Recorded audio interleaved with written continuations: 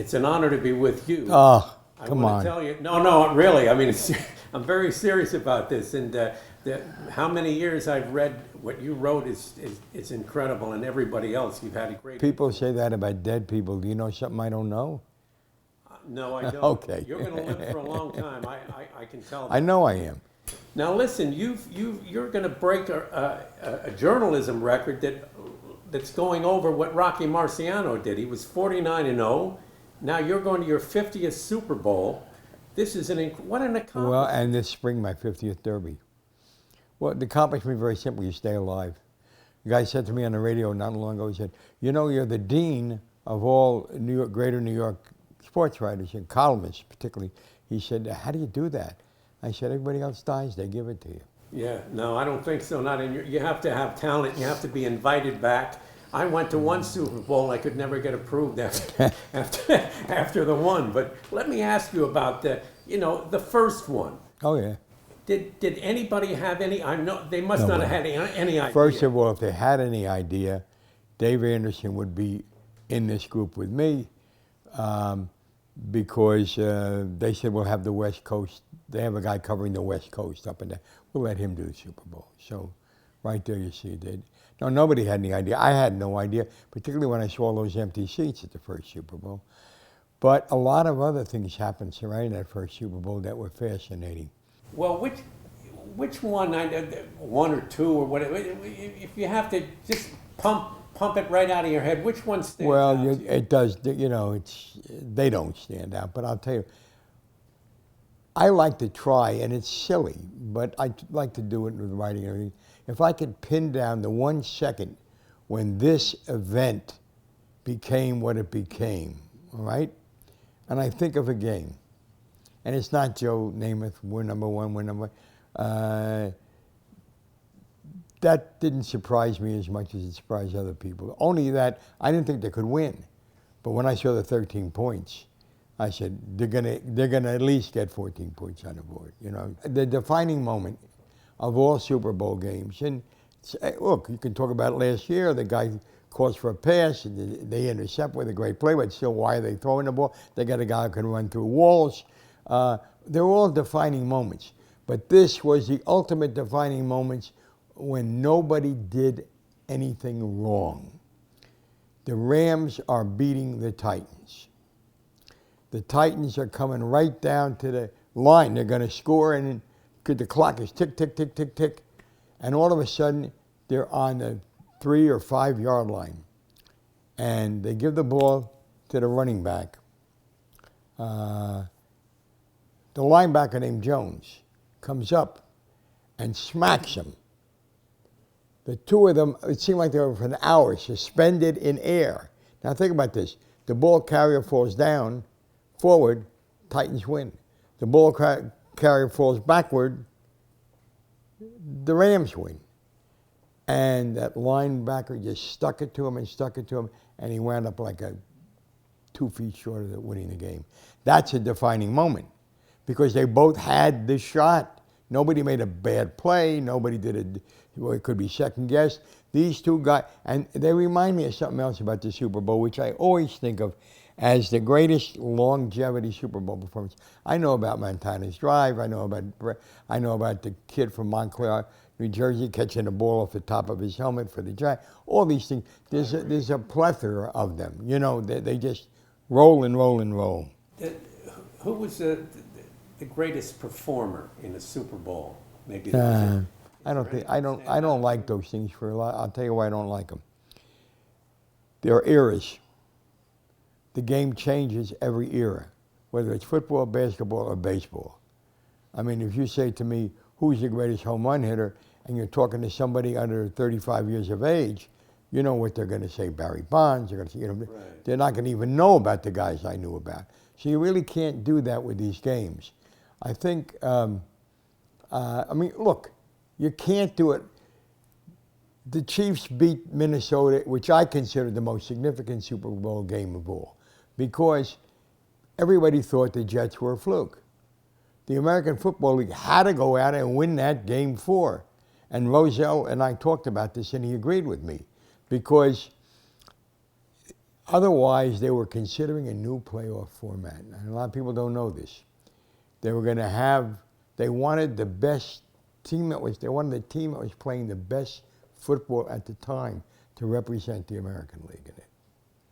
And so they came up with this device, if they had to, where in shuffling things around, you could have two NFC teams in the Super Bowl. They were so worried that it wasn't going to work. They win it, and they win it. Oh, the Minnesota was really good, and they beat the living crap out of them. I mean, so much so that great linemen on that Minnesota team, I don't want to embarrass them, great ones, were engaging in fistfights at the end because it was so frustrating. So what they did was extremely important. Now, Hank Stram, the coach, if you remember, after the game, he said, "I've invented the offense of the 60s." And it lasted not into the next season. That's what I mean by eras. You can't really do that. You can't define one person as being the greatest ever. You look at the quarterbacks, you got Montana, you got Brody. I'm talking about, you got a lot of great quarterbacks, but I'm talking about guys with unusual achievements. And Eli gets a call in there too, because of the way he won his Super Bowls. And you look at running backs, I tell you, to me, the saddest thing in Super Bowl history, Walter Payton, one of the greatest guys, one of the most spectacular runners in history. Walter Payton didn't get a chance to score a touchdown in the Super Bowl against the Patriots when the Bears were on the 1-yard line or on the goal line. I think that's wrong. The Fridge got it.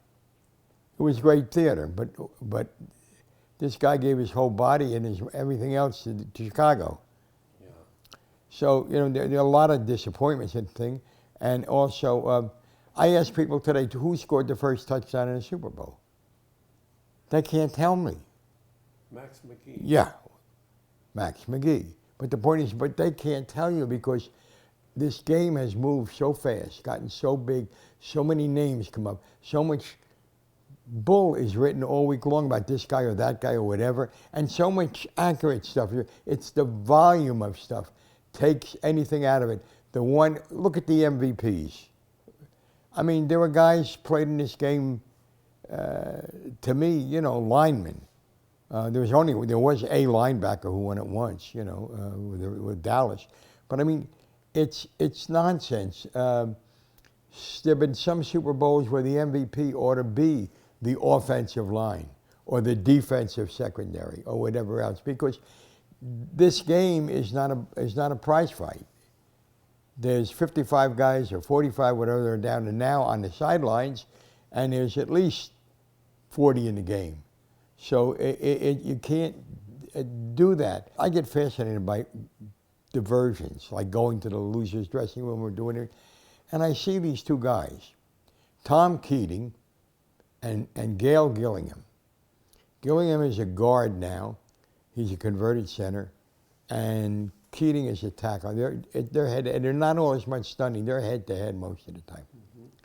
Gillingham has scabs all over, I can't see them, inside his jersey because he played in the Ice Bowl game. Every time you hit the ground, you're hitting concrete, and those sores didn't heal up. Keating twists his ankle. He comes into the game, his ankle looks like a pregnant grapefruit. And they're going head-to-head. And I'm saying, this is interesting, because every time a sequence ends where the Green Bay offense and the Oakland defense is going off the field, Keating's got more blood on his jersey or his pants, and it's from Gillingham. Gillingham is looking at him drag his leg behind him as he's going off the field, and he's saying, thank God I won't see that son of a bitch again. Next sequence, he's out there. This goes on all game long. Now, these guys are playing their own Super Bowl. Green Bay's going to win. And there are little teasers in it, but Green Bay's going to win, and I think everybody knows it. Gillingham and Keating are not going to let the other guy get the advantage over them. And it's bang, bang, bang, 60 minutes, or that portion where they come together. So a couple of years ago, I called up Keating, and I said, I didn't tell him what I thought about it. He said, yeah, he said, it was really something. I said, what happened when the 0-0 on the clock? What did you say to each other? He said, we never said anything. I turned and walked to the dressing room. We won. He turned, he walked a little slower to his dressing room. I mean, we lost. I walked slowly. They walked faster a little bit because they won. And we never spoke. I said, well, I spoke to him this week about you because that was the column I was going to do. And he said to me, give me his phone number. He said, I really want to talk to him. So I put those two guys in. What they talked about, I never found out. But I mean, that to me was, if I have to have a comparison, and they didn't have an impact on the game. They impacted each other. If I had to do a comparison, what those two guys out there by themselves, I think they could have played on a melting ice floe. And the closest thing I can think of it is Ali Frazier 3. Each guy made the other guy be a little bit better than he was. That's what the Super Bowl is supposed to do. In the beginning, it didn't happen at all because in the beginning, the idea was you play not to lose. They weren't playing to win. When somebody got a touchdown and a field goal, then it became a game. But everybody was so cautious, so frightened, Yeah. And that situation, Gillingham and the other guy, that to me, that's what the Super Bowl should be. Well, you are the man as far as a number of sports, but you have inside information. I read the book, and I would advise people to get that. We appreciate hearing those reminiscences about my pleasure. My pleasure. 50 years of the Super Bowl. And Jerry, thank you so much. And we'll be checking in with you again if we're allowed. Okay, you'll be allowed. I thank you.